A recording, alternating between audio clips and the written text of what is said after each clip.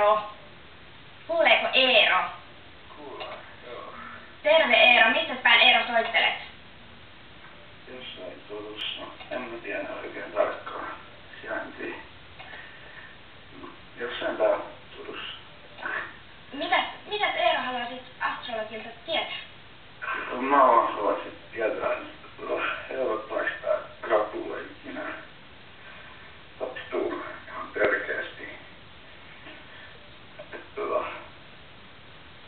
Paranneks mä tässä koskaan?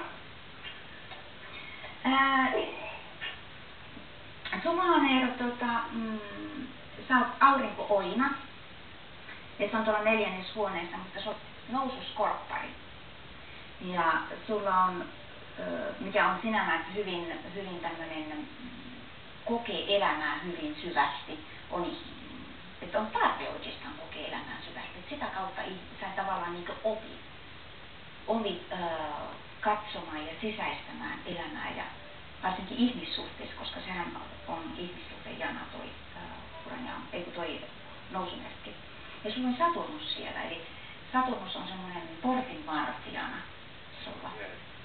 Eli hyvin tämmönen pidät tietynlaista tarkkaa rajaa. Ja kuitenkin sulla on myös... Nyt on se raja ylittynyt. Ensimmäisessä huoneessa sulla on myös Mars ja toi Kuu-konjunktios keskenään. Hyvin tämmönen, ensimmäinen huone muutenkin on tämmöisen itsensä kasvun paikka. Itsensä laajentamisen ja opiskelun. Ja kun mä katson tämän teemahan meillä on Uranus. Sulla on toisessa huoneessa tää Uranus, Neptunus, konjunktiossa Jupiterin, mikä on hyvin erityinen ja haasteellinen paikka. Toinen huone, omien voimavarojen huone. Joo. Ja tekee kyllä semmoista helppoa miellyttävää kulmaa tonne aspektia semmoisen sun uran ja ammatin alueelle. Eli vois kuvitella, että sieltä on semmoinen helppo niin toteuttaa uran ja ammatin alueella itseään, mutta ehdottomasti itsestä lähtee, että sä voit tehdä sellaisia asioita, mistä sä todella pidät. Joo, kuulostaa oikein hyvältä. Ja tällä hetkellä, jos katsotaan sun tämän hetken asioita, niin sulla on tulossa Jupiter tänne sun kodin alueelle, eli siellä on alkamassa ihan uusi 12 vuoden jakso.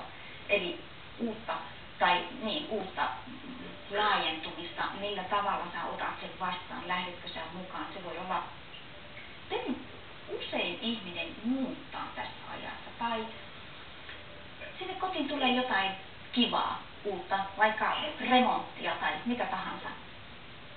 Se on alkamassa noin, ehkä tämän vuoden lähimpänä loppuvuotta. Se alkaa uusi 12 vuoden jakso. Eli katsele ja kuuntele. Joo, okei. Mm. Helpottaa jo.